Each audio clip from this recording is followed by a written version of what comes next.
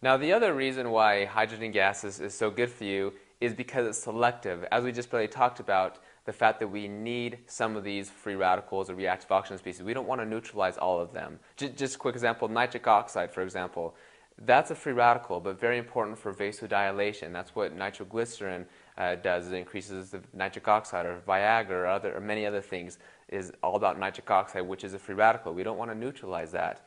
Hydrogen gas has been shown to be a selective antioxidant in that it only neutralizes the most cytotoxic or cell-damaging radicals, such as the hydroxyl radical, OH neutral. And what happens, these hydroxyl radicals, they're not really involved in cell signaling and different things. They just neutralize themselves by damaging our DNA and our proteins and our cell membranes and cause a lot of cytotoxic damage.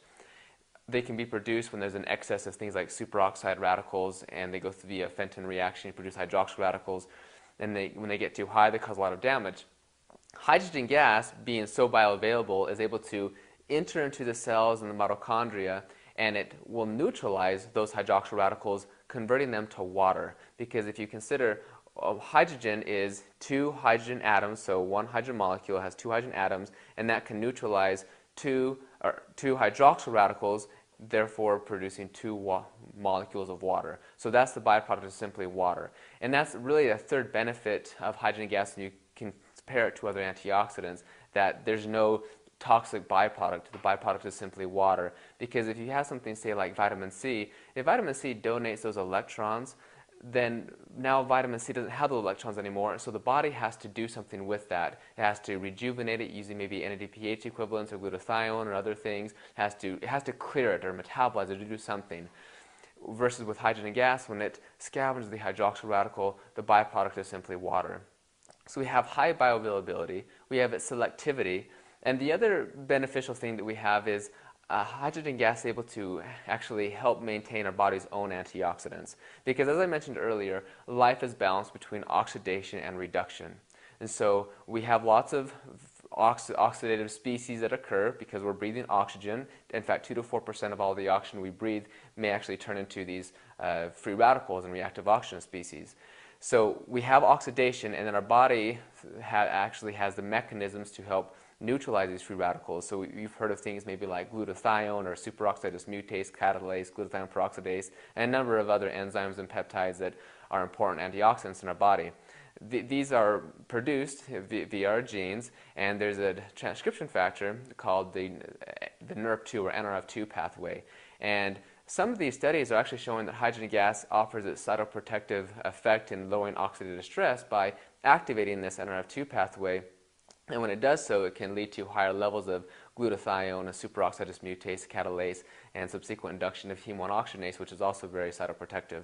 So hydrogen gas, being able to do this is very powerful for our cells. And the fact that it doesn't necessarily increase our glutathione levels or other antioxidant levels above a normal homeostasis, because again, life is balanced between this oxidation and reduction. So just as you can have oxidative stress, you could also have reductive stress. You could have too much of that reductive. So you don't want too high levels of different antioxidants. Similar for the reason that when you look at the clinical studies on taking high levels of exogenous or supplemental pill antioxidants, vitamin E, vitamin C, or different things, they're very high levels. When you take them and you look at the clinical studies, they actually show often deleterious side effects. In fact, they may increase the mortality or death and increase risks of cancer or other cardiovascular disease issues. And that may be because you're perturbing redox homeostasis.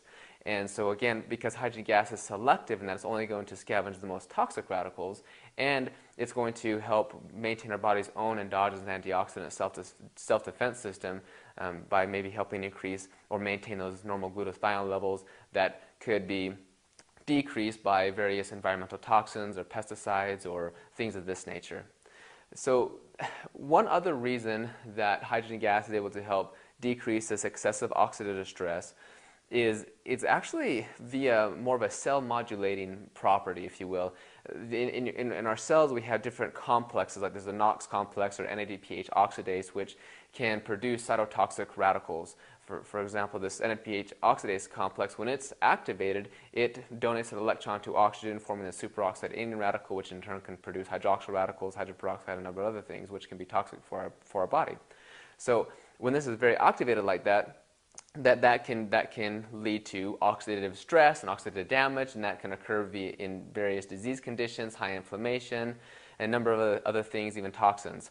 Hydrogen gas can actually, in some of these studies, have been shown to actually downregulate this NADPH oxidase system, thus leading to lower levels of the superoxide formation in these compartments, and therefore a decrease in oxidative stress. And so when you look at the human studies and animal studies and even cell studies, you'll notice the markers of oxidative stress are lower, like MDA, T-bars, AOHDG, which is the marker of DNA damage, and a number of other things, as well as an improved antioxidant status. So again, if you were to compare how hydrogen gas compares to other antioxidants, it's really these primary mechanisms of the fact that it's highly bioavailable, it's very selective, there's really no byproduct, it's going to help maintain our body's own endogenous antioxidant self-defense system, and it has a cell modulating property to even prevent the formation of these toxic free radicals in the first place.